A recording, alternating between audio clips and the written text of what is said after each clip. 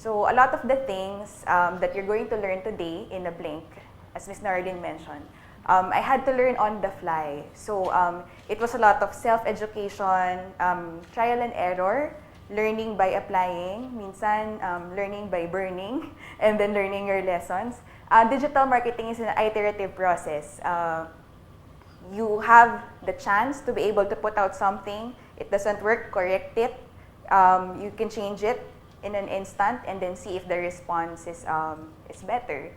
So you guys are very lucky, and I'm quite happy that these sorts of sessions are being set up because I didn't have the chance to have something like this 8 years ago. So I'm very excited. You guys are going to have a lot of learning today, and it's going to start with email marketing. Okay. So let's start with the ways. Nakaka-shock yung unang image, no? Aga-aga. It's a chart. So this is just showing how complicated the digital ecosystem is. Nakakalito, ang daming nangyayari. Even you as a user, if you go into digital, if you open your computer, access the internet, there are literally millions of websites you can go to. And there are millions of ways that marketers or people can talk to you, can talk to the consumers. Let's go through some of the more familiar terms. Yun. Social networks.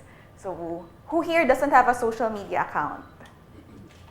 Siyempre, mali yung tanong ko, nakakatakot, no? Kung isa ka lang, ka magtataas ng kamay. So, everybody has a social media account nowadays. If you guys aren't familiar, of course, the most popular social network here is Facebook. Then you have things like Twitter, Foursquare, LinkedIn. Actually, some people will argue that YouTube is a social network because the definition of a social network is any space on digital where it facilitates a connection or exchange of information between different people. So if you take it literally in that definition, anything can be a social network if you exchange information over email and you have access to the personal information of that person. Technically, if you apply that definition, it's a social network. So there are other platforms on digital where you can essentially communicate to your consumers. There's photo and video sharing sites. So andito yung naka-classify ang YouTube, Flickr, Vimeo. If you guys are familiar with Multiply before, it's a hybrid between a social network and a photo and video sharing platform.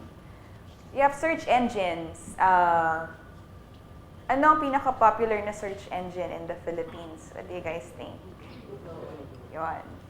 So, Google claims to have 60 to 70% of the market share of search in the Philippines.